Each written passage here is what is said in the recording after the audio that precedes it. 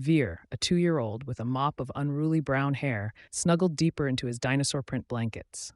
Outside, the last whispers of twilight painted the window pane, but in Veer's dream, a golden sun was shining.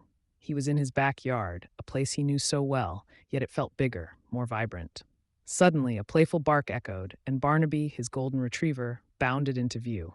Barnaby wasn't just any dog. He was Veer's best friend, his furry shadow.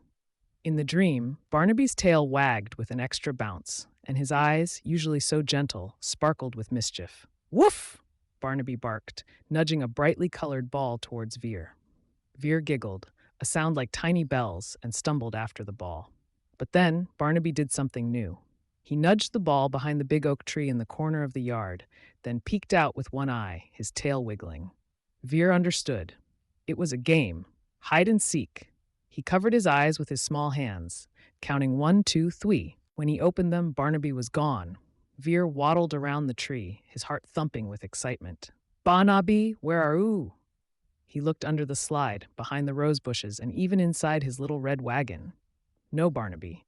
A tiny frown creased Veer's brow, but then he heard a soft woof coming from behind the picnic table. Veer tiptoed, his eyes wide with anticipation, and peeked around the corner. There he was, Barnaby, pretending to be a very big, fluffy picnic table leg, his head poking out with a triumphant grin. Veer shrieked with delight, tackling Barnaby in a flurry of giggles and licks. "My turn," Veer declared, though the words were still a jumble in his sleep-addled brain. He squeezed his eyes shut again, counting extra slowly. When he opened them, Barnaby was watching him expectantly. Veer, with a burst of inspiration, decided to hide in the doghouse. He squeezed inside, giggling silently as he heard Barnaby sniff around.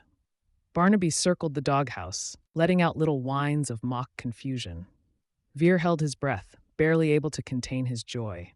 Then Barnaby let out a big, happy bark and nudged the doghouse door open with his nose, revealing a triumphant Veer.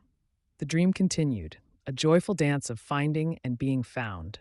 Barnaby would hide under the patio furniture, his golden fur blending with the shadows, and Veer would find him, his small hands patting Barnaby's head. Then Veer would try to hide behind a single flower pot, his whole body clearly visible, and Barnaby would pretend to search for ages, finally discovering him with an exaggerated bark. The sun in the dream started to dip, casting long, playful shadows. Veer and Barnaby, tired but happy, lay next to each other in the soft,